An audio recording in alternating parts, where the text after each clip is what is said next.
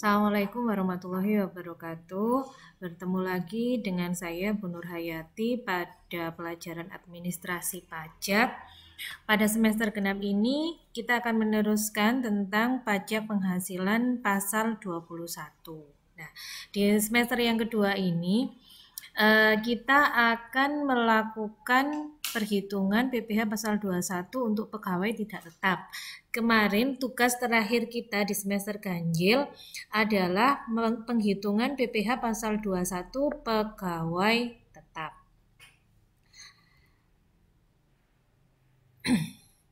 Apa itu pegawai tidak tetap? Pegawai tidak tetap adalah pegawai yang hanya menerima penghasilan apabila pegawai yang bersangkutan itu bekerja. Ada yang bekerja berdasarkan jumlah hari bekerja namanya pekerja harian. Kalau berdasarkan jumlah unit itu berarti pekerja bisa borongan, bisa apa atau bekerja sesuai dengan unit yang diselesaikan. Nah, itu namanya adalah pegawai tidak tetap. Jadi perusahaan tidak membayar secara berkala. Jadi membayar jika pekerja itu bekerja saja. Jika tidak bekerja, maka pegawainya tidak menerima gaji. Nah, jika ada pegawai seperti itu, apakah tidak dikenakan pajak? Tentu harus dikenakan pajak. Syaratnya jika upah yang diterima itu melebihi dari penghasilan tidak kena pajak. Bagaimana cara menghitungnya? Cara menghitungnya seperti ini.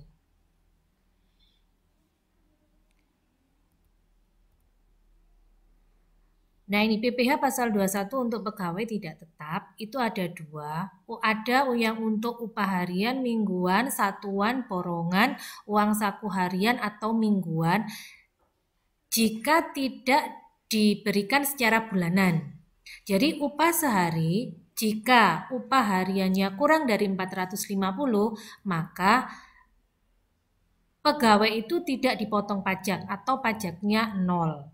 Jika lebih dari 450 maka dikurangi penghasilannya dikurangi 450. Contohnya begini, jika seorang pegawai itu menerima upah harian 350, maka sehari maka dia tidak dipotong pajak. Tetapi kalau dia menerima upahnya 455.000, maka dikurangi 450. Jadi 5.000 itu yang dikenakan pajak, dipotong pajak sebesar 5%.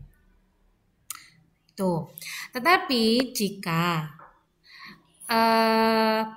upah seharinya itu melebihi 4.500.000 sebulan, maka upah itu barulah dikurangi. Pengurangannya tidak lagi 450 sehari, tetapi dikurangi dengan PTKP sebenarnya. PTKP sebenarnya itu kan ada ring-ringnya. Kalau untuk diri sendiri kan 54 juta per tahun, berarti kan 4.500.000 sebulan dan seperti itu. Kalian ingat lagi kemarin pada materi PPh pasal 21 di awal yang pengertian dan sebagainya.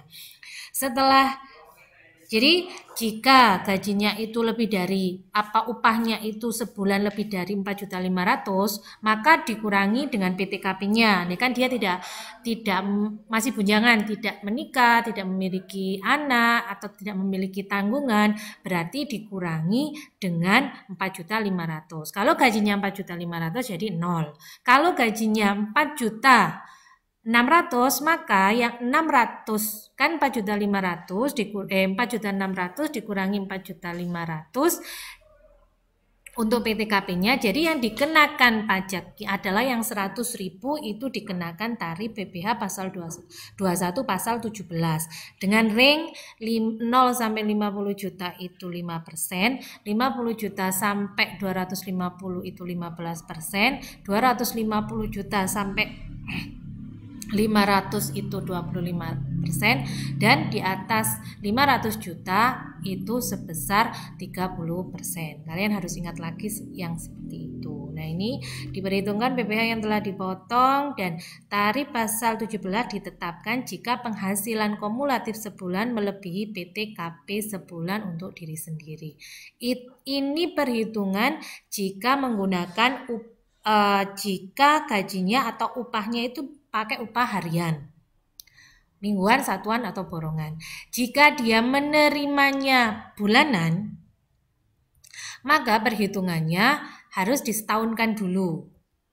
Disetahunkan, dikurangkan PTKP setahun, dikurangi, jadilah penghasilan kena pajak, dikenakan tarif pasal 17 seperti tadi tetap sama, lalu PPh 21 setahun barulah dibagi 12, jadilah PPh pasal 21 sebulan. Jadi ini perbedaan jika upahnya diterima harian atau mingguan, satuan, dengan jika upahnya diterima bulanan. Jadi biasanya kalau upahnya itu diterima bulanan, setiap perusahaan itu punya kebijakan sendiri. 1 bulan itu diakui berapa? Apakah diakui 26 hari atau 24 hari? Itu sudah pasti dicantumkan dalam biasanya kontrak kerja atau kebijakan perusahaan seperti itu. Yang selanjutnya ini pegawai tidak tetap atau tenaga kerja lepas, pemagang dan calon pegawai yang menerima upah harian, upah mingguan, upah satuan, upah borongan, uang saku harian atau mingguan. Ini ditentukan jumlah, perusahaan harus menentukan jumlah uang saku hariannya atau rata-rata upahnya berapa yang diterima atau yang diperoleh. Jadi harus dibicarakan kepada calon pegawai itu di awal berapa jumlah upahnya atau berapa jumlah uang sakunya. Upah atau uang saku mingguan dibagi banyaknya hari bekerja dalam seminggu. Jadi ini harus juga dicantumkan dalam kontrak kerjanya, biasanya seperti itu. Kalau upah satuan, itu cara menghitungnya dikalikan dengan jumlah rata-rata satuan yang dihasilkan dalam sehari. Ini rumusnya. Jadi ini kalau upah borongan dibagi dengan jumlah hari yang digunakan untuk menyelesaikan pekerjaan borongan. Uang saku upah satuan jadilah ini. Nah, untuk upah mingguan dibagi jumlah hari kerja, upah satuan dikalikan rata-rata, upah borongan jadi upah keseluruhan dibagi dengan berapa lama waktu pengerjaannya, nanti jadilah menjadi uang atau upah satuan borongan atau harian dalam sehari. Ini rumusnya. Nah, cukup singkat, hanya itu saja contoh perhitungan menghitung pajak penghasilan pegawai tidak tetap. Silakan kalian pelajari, kalian amati dan cermati, serta kalian aplikasikan dalam latihan soal yang sudah saya share di grup. Selamat mencoba.